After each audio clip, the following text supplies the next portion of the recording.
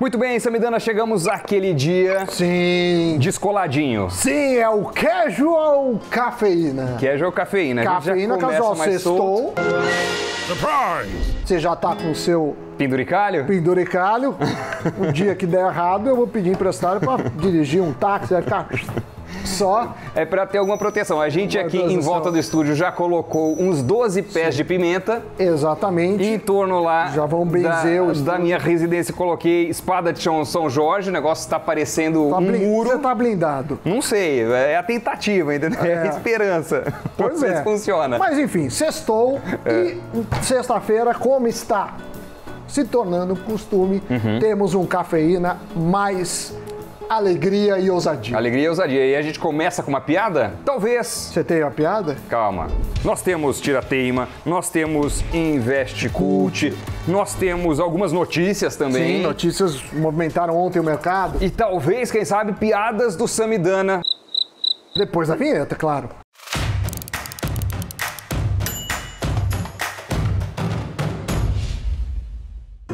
Amiguinhos e amiguinhas, não fiquem desapontados que nem os lápis da Faber-Castell quando souberam que o dono morreu. É uma piada muito ruim, nem sei se ele morreu ou não, mas valeu a tentativa, certo? Certo, muito bem. Mas então, aguarde, talvez no final do programa ainda tenha uma segunda tentativa. Sammy Boy sabe que o nosso último programa foi muito assistido, teve uma grande repercussão, muitos comentários, muitos likes. Quebrou a internet. Quebrou a internet. É uma loucura o nosso programa. Não era... A internet... O pessoal já estava prevendo. Já. Porque o YouTube andou rateando nos últimos dias, né? Sim. O YouTube já estava com medo do programa. Tava com medo do programa. E veio o programa e foi uma excelente audiência, muito obrigado. E alguns dos comentários aqui para ler, né? Você que está sempre escrevendo para nós. Você tem voz nesse programa. Exato. Fabrício Hartley fala o seguinte, amiguinhos e amiguinhas, é a melhor parte. Sim, então o cara vê 2 segundos do programa, não sai do programa. Não seja um péssimo jovem. Faça que nem o Doni, ouça Bom Jovem. Nossa Senhora! Cleison Lima fala o seguinte, de todos os canais que acompanho, esse é o que menos recebe dislike, pois só um louco faria isso. E beleza, vou dar um like no comentário dele neste instante. Boa. Pronto, tá aí. Cleison, muito obrigado.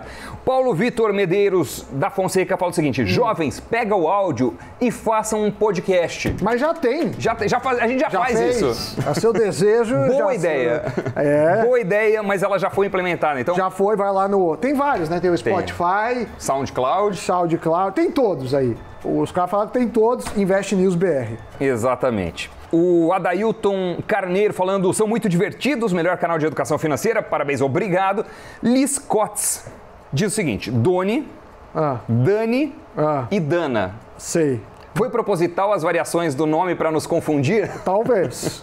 Não sei se os meus pais conheciam os pais de Samidana que conheciam os pais de Dani Arbex. Talvez. Mas você já sabe qual é o pré-requisito para poder entrar aqui na equipe, né?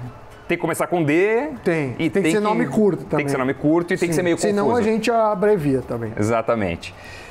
E aqui o Dimo Tunning fala o seguinte, procurei por Dani Arbex e encontrei uma escritora e historiadora de 47 anos com alguns livros lançados. É uma coincidência incrível ou é a mesma pessoa? Não podemos falar. Porque pela voz e pelos dados não parece ser. Será que Dani Arbex tem 47 anos e é uma escritora historiadora? Não parece, né? Parece muito menos. Mas eu não sei. Talvez ela não falou disso para nós. Pode ser o Sombra do Ratinho, lembra? O Ratinho tinha o Sombra. Tem ainda. Hoje eu vou mostrar o Sombra. Eu vou tirar uma foto. Para. Então tá bom. E, Samidana, nós temos perguntinhas. É o Tira-Tema. Pode rodar. Olha só, já estamos aqui fazendo esses movimentos. Fazendo esses movimentos, tem o dinheirinho, Tira-Tema. Eu tô também com a camiseta muito engraçada hoje, que é I'll Calculator. Tchau. É um tchau diferente. Muito bem, interessante. Isso aí é novidade? Não, é da safra mais recente, não? Que eu demorei para pegar, porque às vezes fica lá. Muito bem. Temos as seguintes perguntas, Samidana, começando pelo Antônio Pedro Fragoso, com um sobrenome impronunciável. Como funciona na Bolsa quando a empresa quebra e vai embora? Quem tinha ações fica a ver navios ou existe alguma proteção de algum fundo? Não, é assim. São duas coisas diferentes. Sair da bolsa não significa quebra de empresa. Assim como a empresa abre o capital, a empresa pode falar, preciso financiar, abre o capital, ela emite ações em troca de dinheiro. Ela pode fazer o fechamento de capital, que é justamente o contrário. Você fala, olha, eu estou recomprando as ações e ela paga e recompra. Claro que ela pode recomprar por vários motivos. Um deles é a saída da bolsa. Ela vai parar de ser listada, aí isso, obviamente, motiva muita gente a vender. Você não é obrigado, mas assim, você vai ficar com uma ação, depois não tem onde vender. Isso é uma coisa. Agora, quando a empresa quebra, você tem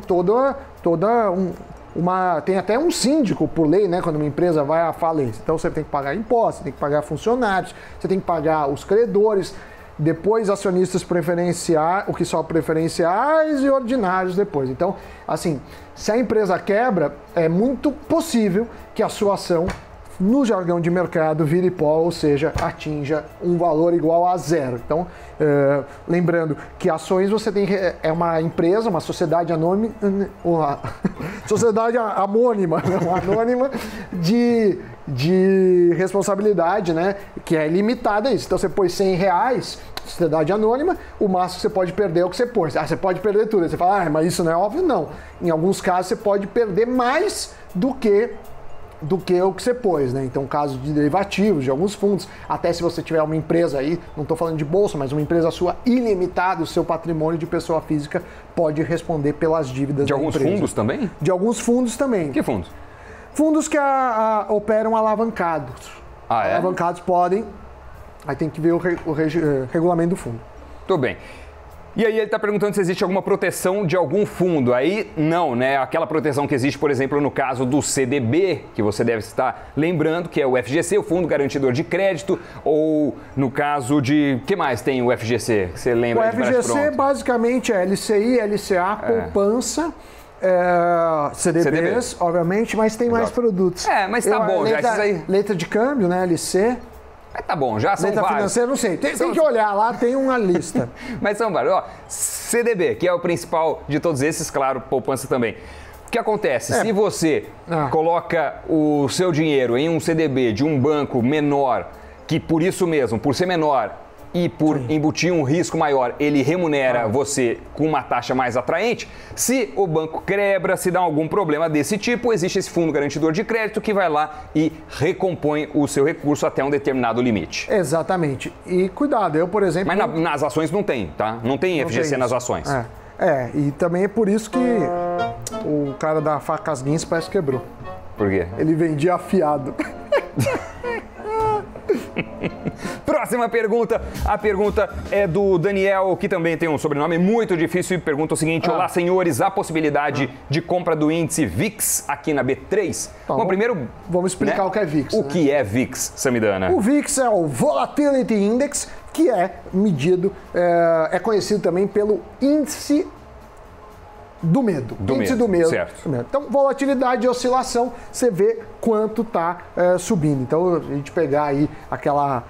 março, ele bateu recordes, né? Foi para um pico dos últimos não sei quantos anos. Em momentos de crise, de tensão, ele explode, né? Na verdade, é uma medida de oscilação. Dá para operar isso, que eu saiba, não no Brasil. Não sei se tem algum fundo que opera isso. No limite do meu conhecimento, no limite da minha ignorância, diria que não tem. Mas isso na B3?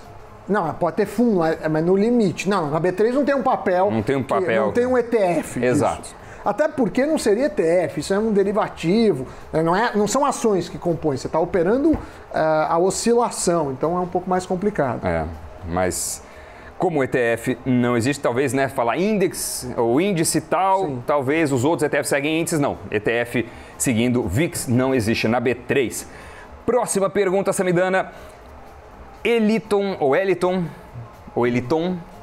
quer escolher? Wellington. Não tem o W.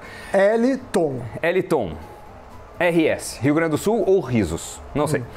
Eliton pergunta o seguinte: com a Selic baixando até o chão, onde é mais favorável investir, tendo como base investimento em renda fixa? Você fez as contas, fez uma tabelinha, eu vi o pessoal compartilhando. Lá, tem lá no meu Instagram, que é o Samidana, tem no Twitter, Samidana Oficial, ou a reportagem completa, bem explicada, no investnews.com.br, porque na reportagem não tem só a tabelinha com as contas que eu fiz, mas também tem uma bela explicação da nossa editoria, uma matéria muito bacana.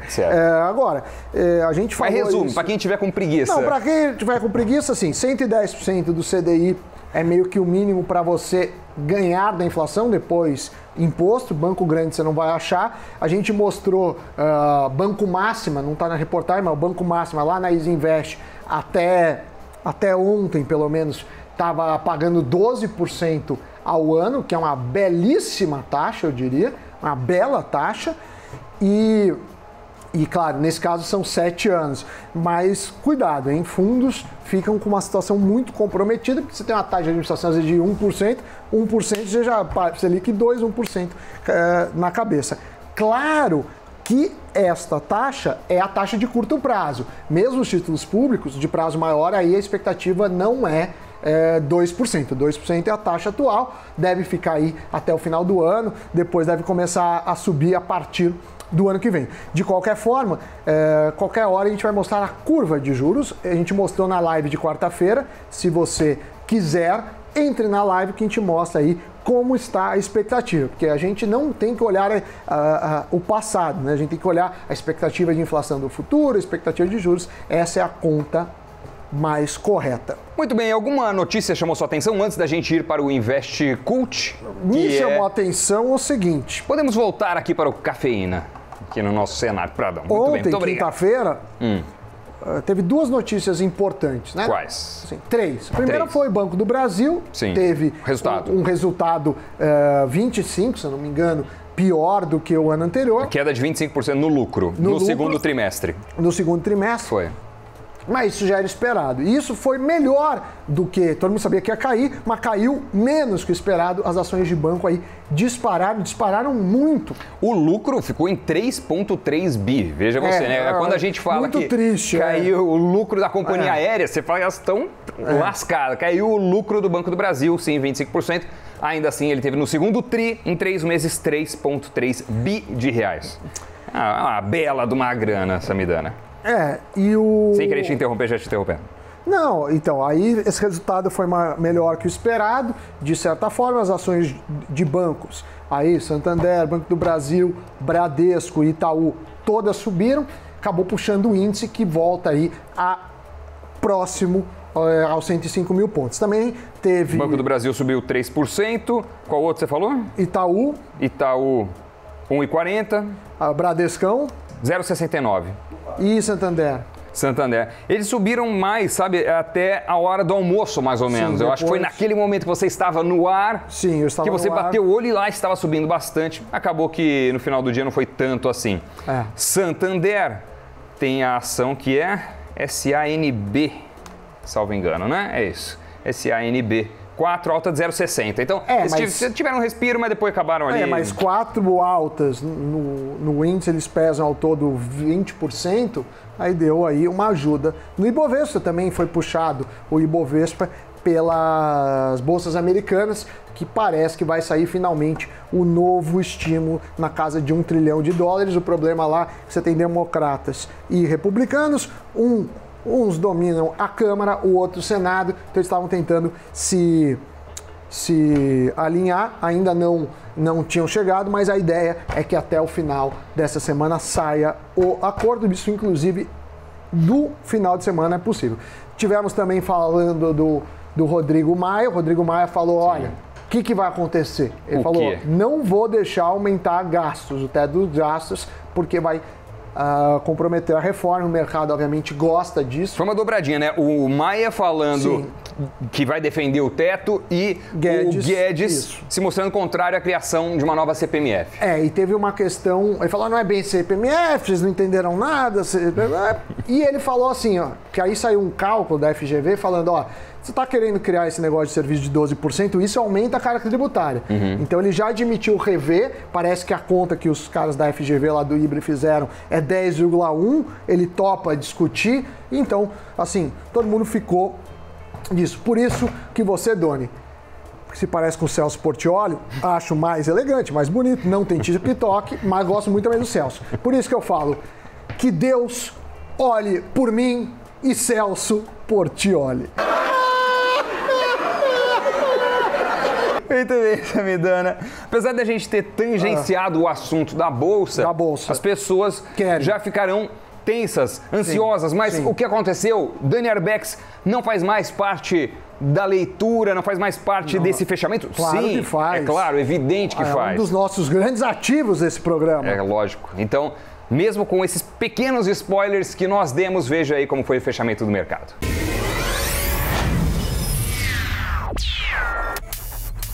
No mercado financeiro, o principal índice da Bolsa, Ibovespa, terminou o dia com alta de 1,29% e próximo de 104 mil pontos. O destaque de alta vai para as ações da BR Malls, com 11,20%. As ações da Gerdau e da Via Varejo estão entre as maiores quedas. O dólar terminou com alta de 0,93%, com R$ 5,34. Agora sim, mercado fechado, já está a voz aveludada ocupando a nossa programação. É hora do Invest Cult. Pode rodar. Muito bem.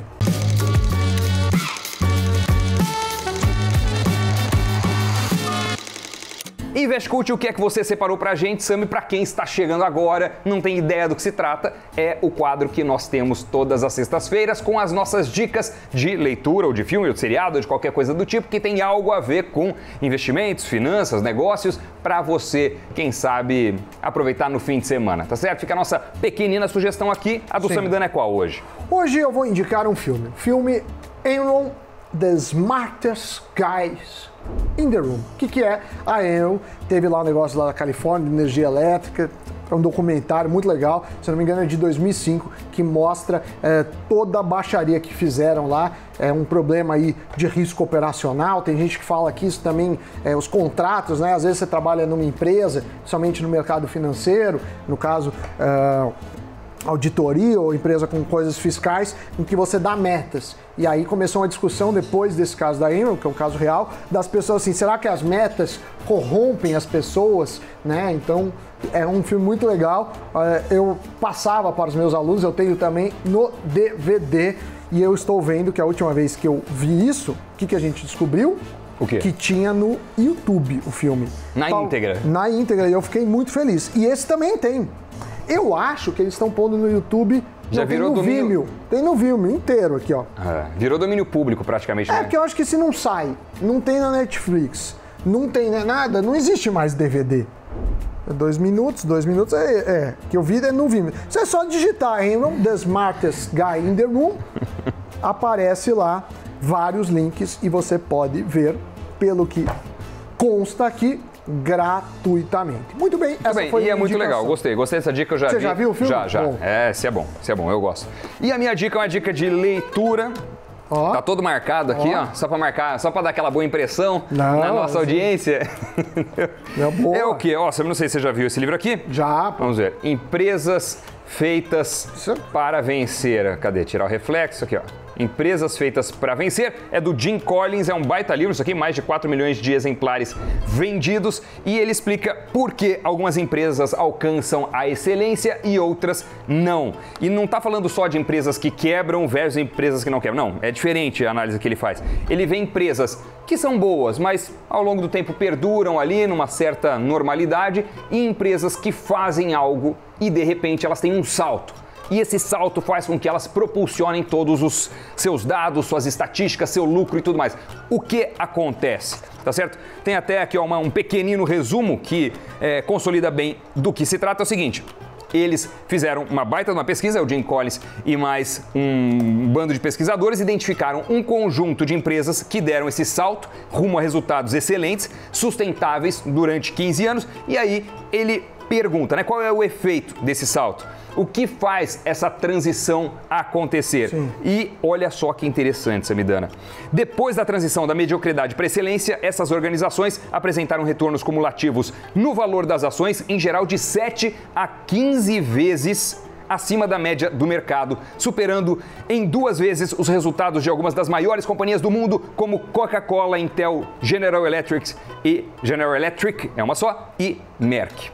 Tá certo? Então é bem bacana, tem tudo marcadinho. Já li esse livro, é gráficos, ótimo, né? Um dos livros mais... consolidados. E é um best-seller, né? Há muito tempo. Com 4 milhões de cópias vendidas, quanto será que ele ganhou de direito autoral nisso aqui? Sei, acho que dá pra... Tá chegando perto da quantidade do valor de direito autoral de Samidana com seus 14 livros publicados. Sim, não é? É uma loucura. 14 não? 14, né? 14, mas é tudo publicação muito técnica. Um dia eu vou fazer um best-seller, se vocês comprarem, será um sucesso. Quem sabe fazemos um pelo Invest News, mas não neste momento, porque este momento chegou, como diria os Teletubbies que o Doni gosta, hora de dar tchau. Tchau, Teletubbies. Tchau. Dá like também. Tchau. Teletubbies. Tchau.